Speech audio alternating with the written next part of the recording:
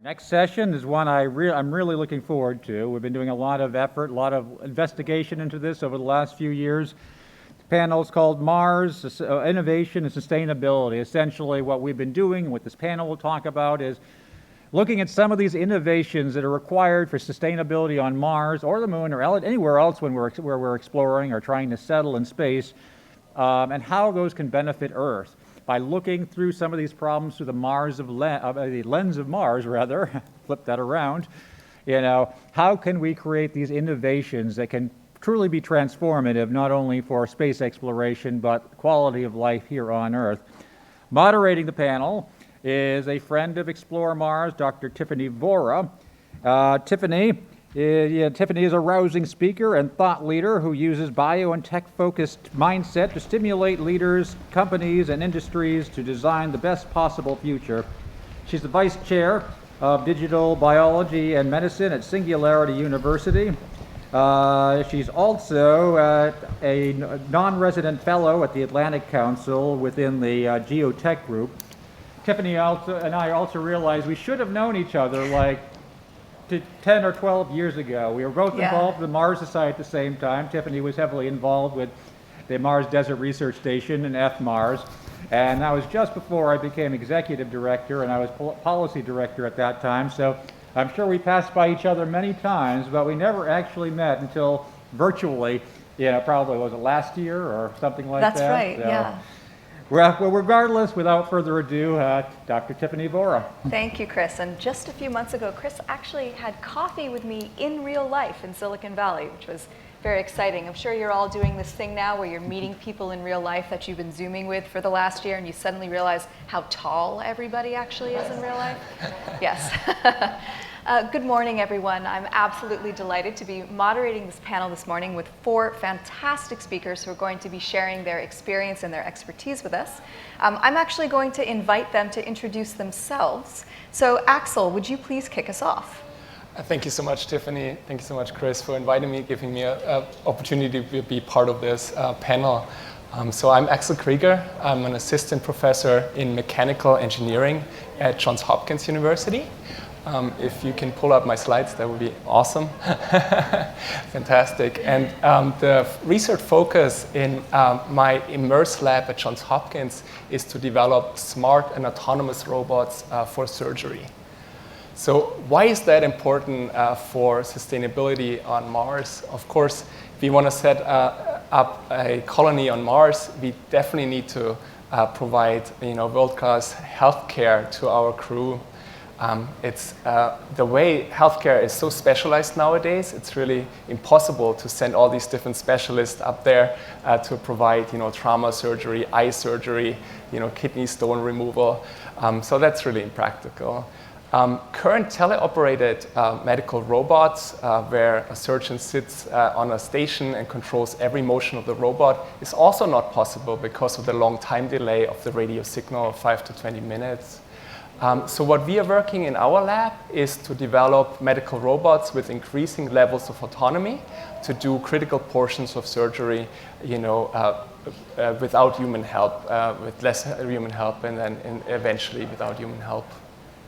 And our goal there is to, enable complex procedures in remote environments, and then also reduce complications here on Earth and improve healthcare. So we developed what we call the Smart Tissue Autonomous Robot, the STAR robot, and demonstrated successful animal studies in a soft tissue surgery called the anastomosis of bowel tissue. The robot consists of 2 manipulators, a custom robotic suturing tool, and our custom software. So here you can see a little video of the robot, the degrees of freedom of the robotic system. That's manually inserted into the abdomen of the patient, and then really can run on its own to perform quite a complex procedure. This procedure is called the anastomosis, so that's a suturing of bowel tissue and closing that. It requires a lot of precision, dexterity, maneuverability. Surgeons struggle with that quite a lot, so you have to place 20 different stitches. If you make one small mistake, you're going to have a leak. And we demonstrated that we can do this with high degree of autonomy. So our robot recognizes the surgical scene, finds the corner tissue, finds the breathing motion with AI algorithms, follows that during the whole procedures, and reacts to deformations. So we compared ourselves to expert surgeons performing that laparoscopically, and then also with current state-of-the-art medical robots. And we showed that we can be much more consistent in our suture placement and reduce the chances of leaks. So really outperformed, even expert surgeons in this procedure. It's quite complex because the tissue deforms a lot, and recognizing, the target tissue from the background in the surgical scene is really quite difficult. So sorry for the maybe a little graphic videos. And here we can see a successful anastomosis with the robot.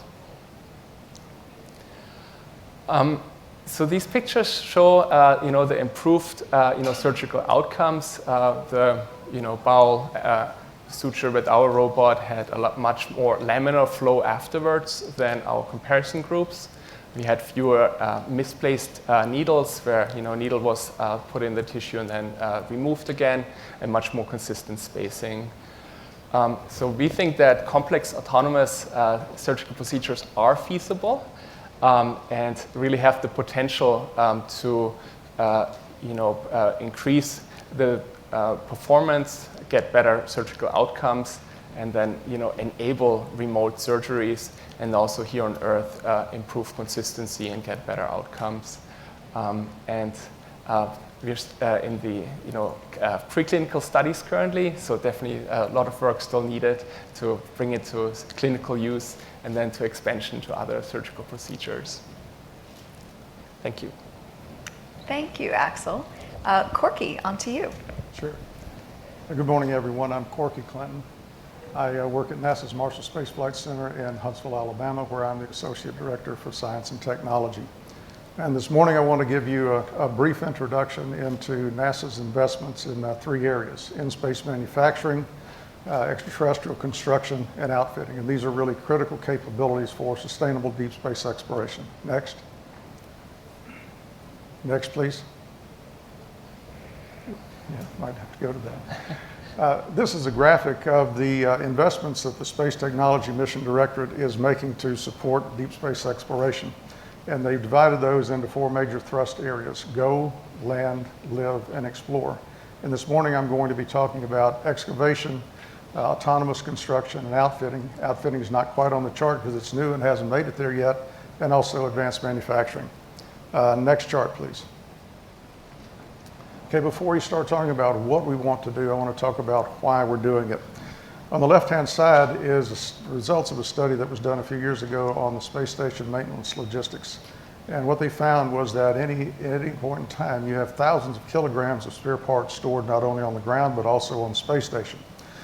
Now, a high percentage of these parts will never be used, but there are questions on which parts will fail and when they'll fail. But we do know that we've got to have adequate parts on board space station to keep the crew safe.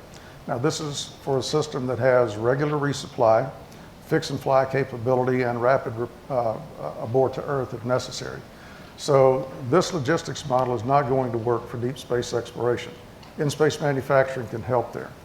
Similarly, when the astronauts are on the moon, we have to protect the astronauts from the lunar environment. It's a very nasty working environment with micrometeoroids, seismic events, radiation, dust, temperature extremes, vacuum. Bad place to work. That's where lunar construction comes in, to protect the astronauts from this environment. And we also have to be conscious of the cost. It's extremely expensive. We don't want to launch concrete to the moon. Even thinking about launching binders for concrete to the moon becomes prohibitively expensive for these large and complex structures that we're making. So we have to keep that in mind and focus on living on the land. Next chart, please. Okay, we're looking at a variety of materials and processes, from high energy like microwave and laser down to cementitious extrusion that Melodie will talk about a little later. We want to use regolith to create building materials capable of making various kinds of infrastructure. Shown here are a couple of architectural design concepts on the upper right from the Bjarke Ingels group, and down below from Space Exploration Architecture for potential habitats, and on the left, a landing pad construction activity from ICON. Next chart, please. This is our construction capability development roadmap. We're currently in phase one. We're in the development and demonstration process, both for excavation, which will provide the feedstock with the regolith, and also the proof of concept for the material deposition system. And then there on the second circle from the left, that's our concept today of our first demonstration mission. It will operate from the surface of the lander and create structural building elements that we hope to assess and determine if the work we're doing on the Earth simulates well enough the work we're doing on the Moon. Then we translate into phase two, where we'll be creating operational structures like landing pads and starting to move into vertical structures like the habitats that have been conceptualized. Moving into phase three, we have the base camp, and I do want to mention the circle shaded in blue. What we're showing there are astronauts working inside the habitat. Now this we're taking to represent our outfitting element, and the best way for me to describe outfitting to you is it's everything that you need to make a house a home. You can see that the astronauts are sitting down, they're working at workbenches, tables, and so forth. Think about all the things that you need that are inside your house that make that a home. We don't want to launch those from Earth. We want to be able to build them in space. So now let's talk about in-space manufacturing and how we might support this critical need. Next chart, please. These are the elements in our in-space manufacturing program. We've already shown that plastics can work well on the International Space Station. Now we're moving toward metallics and being able to additively manufacture metallics in a low gravity and space environment. Redwire has a couple of technologies that they're developing that they will be targeting toward a space station demonstration. Then there's recycling and reuse. What's critical there is to be able to design multifunctional materials. And those are materials that are designed to do the function for which you want them to do, but then they can be recycled and reused as feedstock material to print other parts and spares that will be needed. And then we want to be able to produce on-demand electronics, both for things like wearable sensors to monitor the crew health and for environmental sensors. And then just recently, Redwire demonstrated that they were able to print for the first time using a feedstock material made of regolith simulant and a polymer in a microgravity environment. And they did that on space station, and we're now evaluating the parts that they made. Next chart, please. Okay, so I'd like to leave you with these thoughts when we talk about space sustainability and sustainability for exploration, considering these capabilities that I've just talked about. And those three words are demonstrate, use, and institutionalize. What I mean by those is we have to have a platform to demonstrate these capabilities and prove that they'll work. For in-space manufacturing, that's the space station. Let's go back one. Can we go back one? Okay, then the next word I want to talk about is use. Once we've demonstrated these capabilities, either on space station or on the lunar surface, we need to put them in the flow. We need to exercise them. We need to show that they are reliable and we can count on them to produce the parts we need, but also to decide it may not be the best application for these things in these particular areas. And finally, institutionalize, and that's the word that I've used a lot. In order to be able to utilize these capabilities for deep space exploration, we have to be intentional. And by intentional, I mean we have to move toward the goal of bringing these capabilities into the everyday operation of the mission. They can't just simply be a laboratory curiosity that we call on. It has to be integral to the mission, to the mission. And that will take a culture change, and that will take a deliberate thought process to get to that state. And that's the end of my presentation. Thank you. Thank you, Corky. Sydney. Thanks, Tiffany. Hi, I'm Nakahodo, founder and general partner of Seldor Capital. We are a VC firm in New York City that invests in space startups. I also have a faculty appointment at Columbia University, where I teach international affairs. My goal for today is very simple. I want to convince you that this is the most important panel that we're going to be seeing on the entire session. My slides are very simple as well. It's a very tough act to follow after a leading scientist, after NASA. So I just prepared 3 slides telling a little bit about my personal story and how I got involved in space and what I'm doing to support the development of the space ecosystem as an investor and as an entrepreneur, as a supporter of space startups. My first involvement with space sector actually started even before I got exposed to space. Yesterday, I was watching, like many of you, Itka talking about her beginning as, how she got inspired by science fiction.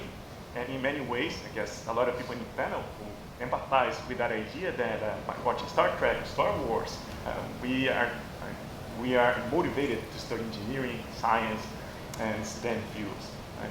So that's what I did. And unlike nowadays, where Artemis has been so pervasive and has been providing all these ideas to the younger generation, for me, the biggest driver was digitalization of the world. So this idea that everything that we see in the physical world. Good. I wish I could project my voice, but we're just fixing. Okay. And can you hear me on the audience? Because I think we're having some problems with the mic. All right. So I'll try to speak a little bit louder, just like I do in my classroom. So the students, when they're in the back, they are paying attention to their cell phones. Then we have to get there back in the classroom. So I was speaking about digitalization and how everything was moving from the physical world to the digital world. So that's why I wanted to study engineering, to be at the epicenter of the technology and to be part of that movement. What was happening at that time as well, is that I was born and raised in Brazil. Brazil was hosting the first UN conference on sustainable development. Right? And that also had a deep impact on how I saw the world. I believe that technology would play a big role in helping solve the biggest problem, the biggest challenge of our time, such as climate change. So you can move to the next slide. In the next slide, we're going to see something that we talk about these days. Do you want me to use the? Yeah, I'm going to use that. Excellent, thank you. So we are living in a time where decarbonization is one of the biggest themes.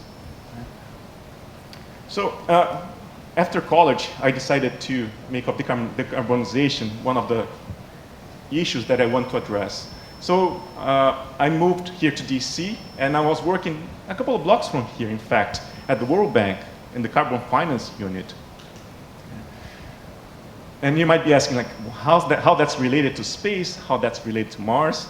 I'm sure that's going to be much more clear in our panel, but I can tell you that everything that we do to get to Mars, it is related to helping our own planet to get decarbonized. Finally, in the next slide,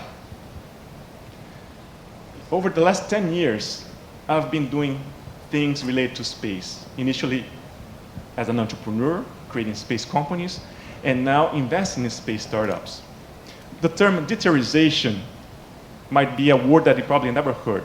And in fact, I'm introducing this word for the first time because I think that it captures pretty well what we're doing right here. We are all familiar with the idea of a terraforming. When we talk about Mars, and we're going to be making Mars a planet that looks like Earth. Currently, what we're seeing in this generation is moving away our activities from Earth elsewhere. So deteriorizing means that we will need to do things outside of our planet in order to survive as a species here and elsewhere. We're seeing GPS, weather forecasting, satellites making a huge impact in our lives today.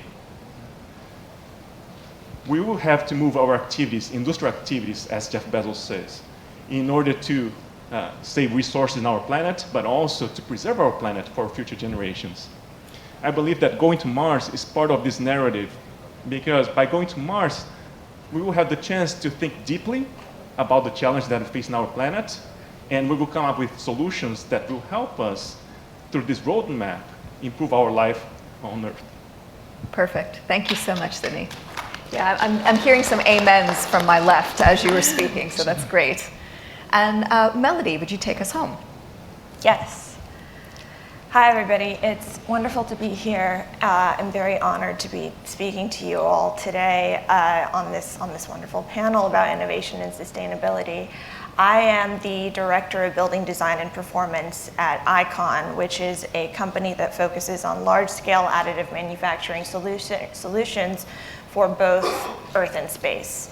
My background is that I'm a self-proclaimed space architect. I'm a designer, and I also have some experience looking into human autonomy research. So the premise of the work that we're doing, not advancing. Our panel is going to go ahead and do all the technical fails so that the rest of the day's panels are perfect. Well, it seems like I can't advance the slides. All right, well, here we go. The premise here is that if we are going to realize a permanent human presence on Mars, we have to think differently about how we build there. Relying on our current chemical rocket propulsion technologies to transport and launch every single type of infrastructure that we're going to need for a permanent human presence is not going to be a sustainable solution for us in the long term. So our focus is to develop additive manufacturing technologies that can introduce, build, and create a wide and versatile range of surface site construction elements that can realize a permanent human presence on the moon and eventually Mars. So the key concept relative to how we build and how we construct autonomously on the moon and Mars is this concept of Nc2 Resource Utilization, essentially using the materials and the resources that are local and indigenous to the planet to create different types of infrastructure that we're going to need. And even though we focus on construction technologies and focus on 3D printing in particular, we also need to integrate with other types of systems that are going to be on the surface of the moon and Mars, such as excavation, power, etc. So ICON is supporting Dr. Clinton's program, which is the Moon to Mars Planetary Autonomous Construction Technologies project. And what we're doing is we're developing a single autonomous construction system to print and manufacture infrastructure on the surface of the moon and eventually Mars. We're one of 3 elements supporting that program. And our key objectives there, at least in the next decade, are to develop proof of concept for one or more materials to be additively manufactured on the surface of the moon, validate material use process viability for longer term and more complex missions, and address technology gaps required for advancements in future autonomous construction capabilities. And I'll end with 2 examples of projects that we've completed recently. The first is the Chipia Analog, otherwise known as Mars Dune Alpha. This is a 1,700 square foot structure that we created at the Johnson Space Center in the last 2 years. It is a research analog that will house 4 volunteer crew members on a 1-year mission, simulating all of the activities that would resemble a Mars mission. And we completed printing of this structure in only 7 days, and it is slated to be in operation sometime later this year. So here you'll see this is our Vulcan construction system, which is essentially a gantry-based 3D printer, and we're using our terrestrial concrete material for the sake of printing this habitat. It's been dyed red for the sake of the analog itself. And yeah, that's the Chipia Analog. And I'll also mention 2 other terrestrial projects that we have, one that's completed and the other that's in progress. This is a project that we did in Nakahodo, Mexico, a number of houses that we created for a community in need in collaboration with the nonprofit News Story.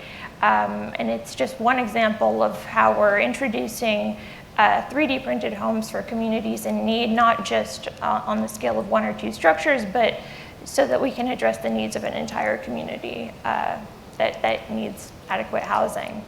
Our focus in these projects is to really establish and deliver accessible and dignified and resilient solutions that otherwise would be prohibitive to be constructed at the site.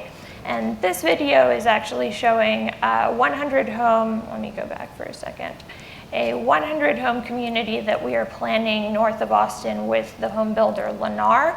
This is going to be the largest 3D printed development to date, and we are breaking ground in the coming months. This is intended to show how the technology is scalable and will introduce a wide range of efficiencies in how we rethink construction overall. Thank you so much. Thank you for that, Melodie. Yes. So back in the green room a few minutes ago, I was sharing with my fellow panelists that in this week's Economist, there was a column in which the author begged people to not use the word sustainability because it doesn't actually mean anything. And so I thought I would ask our panelists to just, I feel like all of your answers had this information in there, but I just want you to tease out for just a minute. What does sustainability mean to you, specifically thinking about the links between Earth and Mars, let's say it that way? So Axel, what does sustainability mean to you? Yeah, to me, it means, thriving in an extreme environment, in this context, not just, sustaining life, but really thriving. So, that's what we should aim for. I love that. Survive, not thrive. Thrive, not survives. Someone who's done 3 analog missions, I can definitely get behind that. Corky, what does sustainability mean to you? NASA said we're going back to the moon with a sustainable presence this time. So when I showed the construction roadmap development, you can see how we go from just very basic elements all the way through from a single habitat to an outpost, and in the background of that slide was a settlement. So we go there to stay. We go there for people to live and work in that environment on a sustainable basis. And one of the things I didn't talk about was the use of ISRU for consumables, for oxygen. That's an absolutely essential element for that. And plant food and rocket fuel and things like that. But that's what it means. You're going there to stay. You're not going for a little sortie and returning home. We're going to, and the last thrust area of ST&D was explore. We're going there to explore the moon in a sustainable way. Great. How about you, Sydney? Yeah, so for me, sustainability has multiple dimensions, right? We're talking about technical sustainability. We're talking about ideas. As an investor, I can tell you that it's very important to think about the financial aspect of how we're going to pay for it, because as we know, no Buck Rogers. Well done. And Melodie, how about you? What is sustainability for you? To me, sustainable innovation has a lot to do with thinking about the overall life cycle and ramifications and costs of the technologies that we introduce. So not looking at a point solution for a particular problem, but thinking about how technologies can establish an ecosystem that interrelate with other elements. So in my case, I focus on construction technologies, but that is interrelated to sustainable power resources. It's interrelated to sustainable transportation resources to space. And I think sustainability is really about thinking about how those elements are interrelated so that we're not just providing a temporary solution, but one that is sustainable over the long term. Wonderful. I'm going to add one word to what our panelists have mentioned, which is resilience. So I think we need to be there for the long term. We need to be thriving. We need to be communities. We need to be paying for it and having this holistic view. But as we all know, things change and shocks happen. And so for me, another piece of sustainability is resilience. And so I'm particularly interested in how various technologies are translating both from Earth to space, but also from space back to Earth. Sydney, would you tell us a little bit about what you're seeing in terms of this translatability? Oh, absolutely, right. It's very important to think that Mars serves as a source of inspiration, but also a challenge that help us think deeply about what we can do on Mars that we can apply or develop to help our planet. One of the companies that we invested, it's called Samvita Factory. And the way that they started was that they were using synthetic biology in order to help plan missions to Mars where we would be using local resources, such as the Mars atmosphere, which is very rich in CO2, to produce food, fertilizers. So everybody watch The Martian, and you know that it's very important to grow potatoes. You need fertilizers there, right? And where are you going to get those fertilizers? From the Mars atmosphere. But what this company did was to use that idea and created using synthetic biology to help petrochemical companies, oil and gas companies, to reduce their lower their carbon footprint. So it's very important that, as an example of a company that has this very important long-term goal, and at the same time creates a roadmap, doing things sustainably, both from the environmental standpoint, but also from a business standpoint. Thank you for plugging synthetic biology. As a molecular biologist, that's something that I particularly love. Let's keep it in the bio realm for now. Axel, talk to us about autonomous robots and health and sustainability. Like, what's the deal there? Yeah, definitely. I think we learned so much already in the healthcare realm from space. If you think about what we learned about bone growth and bone health from low gravity environments, what it means to our cardiovascular system, to our sensory motor understanding. And I think there's so much more to learn, thinking about, space travel, how it affects aging. Maybe it gives us in the future insight into that. So I'm super excited about that, symbiosis, and the innovations, benefiting, sustainable life on Mars, on lunar surface, but then also, improving life on Earth. I think if we can demonstrate that we can, sustain life in such an extreme environment, we have all the capabilities to make healthcare, to democratize healthcare for everybody, and make it not just people that live next to the best hospital, give them the best healthcare that have can afford it. So really, I'm super excited about that development. So Melodie, is there space for Axel's robots in your communities? Yes. Definitely. I see a lot of parallels in developing autonomous robotics for space medicine and for remote medical care, and with autonomous construction technologies. It's just a bigger scale, really. The considerations that we need to make for developing these technologies for the Moon and Mars are largely the same. We have to think about, well, in my case, we have to think about mobility, we have to think about intelligence for these systems, vision systems for these robotics, and then just generally thinking about the use cases where they would be applied. There's lots of use cases that are specific to medicine and use cases that are specific to construction, but essentially, we want to be able to project ourselves into a future scenario where remote operations are absolutely essential, given time delays and communications latencies in a Mars scenario. And yeah, it's really these autonomous technologies that are going to enable so much for us to live and thrive on Mars. Thank you. And Corky, do you have anything to add from your perspective where you can see a lot that's going on in the innovation space? What other things do you know about that are going on that are linked to the sustainability issue between Earth and Mars? I'll tag a little bit onto what Melodie mentioned in terms of utilizing the technologies that they've already developed to create sustainable housing on the lunar surface and then onto Mars. Also, there's a lot of, I would call it innovation that's going on in the community now to learn how to both prospect for resources on the Moon and also to utilize the regolith that we already know is there, and then create sort of the sustaining capabilities for staying there. We don't want to launch oxygen, we want to create it for what's on the Moon. We don't want to launch water, we want to create it for what's on the Moon. So there's a tremendous amount of activity going on in the research community to enable that sort of sustainability. And certainly learning more about Mars, all of those lessons that we learn on the Moon will be translatable to Mars, which is actually a much more hospitable environment and offers different, like the atmosphere of Mars is CO2, which we can use to create polymeric materials. That makes life a lot easier for us. Great.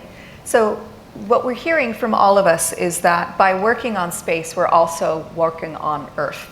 And so what I want to do now is try to put a finer point on a point that we heard come up earlier this morning, which is when people ask you, why space? Why spend money on Mars? What do you answer? What do you tell them?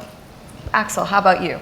I would say that real breakthroughs often require some kind of disruption, and really this kind of disruption and this inspiration, and that's really needed. I think just doing the status quo, doesn't really advance us, and so I think space can really provide that inspiration and disruption and getting us all together to think big, and I think that's really needed to make sustainable advances. Great. Corky, how about you? How do you answer that question? I think there's one example, but there's, I think, a plethora of reasons why we do. Money that's invested in space is invested to solve problems that we have on Earth. I mean, that's the underlying tenet for NASA's research that we do in space, is to improve life on Earth. So that's certainly one, is because it solves some of those problems that we are. And then I love an example that I heard Mike Griffin talk about once, and that was, Mike was a former NASA administrator and the chief engineer, and his concept was a day without space. Imagine a day without space. And it's like the old 50s movie, The Day the Earth Stood Still. I don't imagine all the cars would stop, but it would be a global disruption if you had a day without space. So I used the word institutionalize in my earlier presentation. Space is already institutionalized in our lives. It just is. It's already there, and it's going to continue to be in a much greater fashion. Great. What do you think, Sydney? Yeah, one of the biggest mistakes that startups usually make is to start with a solution, whereas they should be starting with a problem. Because by focusing on the problem, then you can try to figure out what are the best ways to approach and develop ideas and create technology that will solve that problem. Right? So I think when we think about Mars, we think about a set of problems, a set of challenges that will force us to think very deeply about how to come up with or to overcome those difficulties. Right? So I think for us, when we think about innovation, it is really focusing on what are the challenges that you should be facing and addressing, and throughout that process, we will be coming up with companies, we'll be coming up with new solutions that will have an impact on our planet. Wonderful. And more companies, more solutions, more people, more diversity, more creativity, all plugging into those various ecosystems. Awesome. And how about you, Melodie? Why space?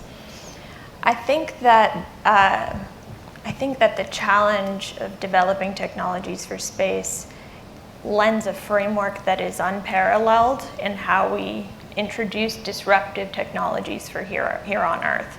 So the fact that we're working and that we're considering an environment which is the most extreme, most remote, with the greatest challenges is exactly the context that we need to rethink and introduce radical disruptive solutions for things like global homelessness, in my case, disaster and hurricane relief housing. We think about these problems as systemic in a very similar way, and I think that the challenge of developing these systems for space is going to be exactly what we need to resolve these problems here on Earth. You've brought up a really good point, and I think you might have answered it, but I'm going to ask everyone else to respond as well. If I gave you infinite funding and a magic wand, what breakthrough would you go for? Personally, I think that the transportation problem is the one that we need to be resolving first to get to Mars and to come back home safely. Okay, so not transportation on Mars, not like the Tesla thing. No, transportation getting there. to and from. Okay, excellent. Sydney, what would you vote for? Survival, right? So in terms of how you resist radiation, how we will be able to survive and not only getting to Mars, but living there. Right?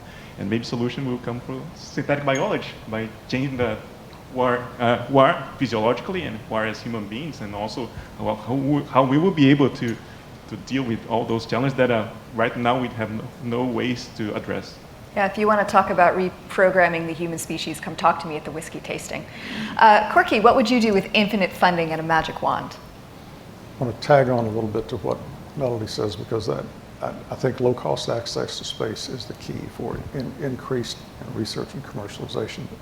One other thing that's kind of out there that might go to address climate change, but I think would be a disruptive technology, is space solar power. And that's always been out there, and people have looked at it for years, but I think it'd be wonderful to see what it could do. Great. And Axel, here's your magic wand. Yeah, I'm really excited about the prospect of medical robots helping us, helping on Mars, in really remote scenarios. But also here on Earth, imagine if you have an accident and in your emergency vehicle you already have a robot performing some life-saving care on the way to the hospital. That's really technically possible and can have such a huge impact. So really doesn't depend, where something bad happens. Well, innovators, you heard it here. You know what your 4 big problems are to solve, so get out there and start those companies. Thank you. So let's go ahead and open it up to questions. Does anyone have any questions that they'd like to ask our panel? Please come down to the microphones. There's only one microphone because Sydney has a microphone. The microphone is right there. Well, while I'm waiting for you to make your way down the stairs, let me ask each of my panelists for a tweet-length take-home message about sustainability and innovation for Mars and Earth. Are you ready, Sydney? You look ready. Oh, yes, no, All right. I'm always ready. Because this is the most important and exciting topic, and part of the message that I think it's very important to convey. If we want to create solutions and speed up the process of innovation, there's no way to do that without startups. Yeah. Elon Musk, SpaceX is a good example. So if we want to get to Mars in 2040, 2050, start supporting our founders, our entrepreneurs, people who are in this audience that will be creating great technologies, great companies that will help us thrive in our space future. Great. So your tweet is invent, invest today. Perfect. Thank you. I'm going to adopt that. Tiffany Vora. Okay. Yes, please. Thank you. Lori Waters, I'm a space instructor. You touched on briefly the environmental aspect, but when it comes to mining and construction, we see the environmental impacts here on Earth historically. How are we going to go forward to the Moon and Mars with principles from what we've learned about environmental degradation and do it differently and environmentally sustainably on these other surfaces? Melodie or Corky, do you want to start with construction, sustainability, environmental protection? Well, I think first of all, leveraging on what you said about the learning that we've had on Earth, we take those and apply those to the extraterrestrial surfaces as best we can. Now, understanding that if we are to go and have a sustainable presence on the Moon, we will have to utilize the materials that are there. There's just no question about that. The key is to do it in a way that takes advantage of the lessons learned that we have here on Earth. I think at this point, that's the best answer I can give you. Anything to add, Melodie? I think that there's lots of room and potential for there to be international synergies across companies, organizations who are thinking about the geopolitics of landing and establishing settlements and bases on the Moon and Mars. That just hasn't really been explored yet and hasn't really been fleshed out in the same way that I think it should. So in the future, I absolutely agree that there are principles relative to what it means to using those local and indigenous resources that are going to be paramount to how expansion of initial lunar or Martian base happens. And I'm really hoping and I really believe that we'll be able to have the kind of alliance across industry and across government organizations to make sure that we're doing the right thing when we get to that new planet. So Melodie, is your tweet length takeaway come together? Sure, we can say that. Any other tweet you want to add? Personally? Only that I really believe that the technologies we develop for space redound to us back on Earth and feed back to how we rethink innovation terrestrially. Wonderful. Well, I think we can take one more question. Yeah, actually, when you said, ask the question, why space? Because space is home. We're made of stardust. And we're probably in the basement someplace. We're getting to know the rest of our home. A question about, for Corky, about reusability of materials. One of the main problems is that you can talk about how to reuse, polymers. There's a limit to which you're going to be able to reuse them. So is that part of the challenges that you have to face now? How much of that recycling do you believe that maybe chemical recycling ultimately might give you the best long-term solutions? That's a great question. I thank you for asking that. One of the things I didn't have time to talk about when I was talking about the recycling and reuse element of in-space manufacturing, in looking at that, the team actually did a study of over 100 materials that are used on space station. And the recommendation that came back from that study is you need to develop a purpose-built material. Now, what that means is exactly what I was talking about when I mentioned a multifunctional material. They said none of these will actually do. You want a material that you can design that will serve that function, but can also then be recycled into feedstock. And yeah, in terms of some of the technologies that are out there, like the grinding that tear apart the polymer chains, there are other technologies that are out there that are not quite so destructive to the polymers, which means you can recycle them multiple times and they retain their strength. But the focus here, I think, for sustainability and to reduce the logistics mass is to really be intentional and deliberate and focus on the materials that you're going to use for packaging and make sure that they're recycling. Focus on the material that you're going to use for some of the medical products that are used on space station and make sure that they're suitable for recycling. So it has to be a deliberate decision to use common materials across as many of those applications as you possibly can. So for your take-home tweet, I feel like the word intentionality needs to be in there. I've heard you say that several times when you talk about how we're going to have a sustainable presence on Mars and also keep life on Earth be sustainable. Intentionality, does that sound fair, Corky? Intentionality is fair. Institutionalize is fair. And I would also say, make it, don't take it. Nice. Beautiful. Axel, would you finish us off with your tweet, please? Maybe a little bit longer than that, but I want to just say that how important I find the idea of having human exploration versus just setting robots up, how it's so different and inspirational, and then also how many of the innovations come back to Earth. I think as a roboticist, sending a drone up, sending a rover up, is definitely for my profession, very inspirational, but I think, with human exploration, we think in a totally different realm. So I think that's just really amazing, and I'm excited about that. Wonderful. Would you all please join me in thanking our panel?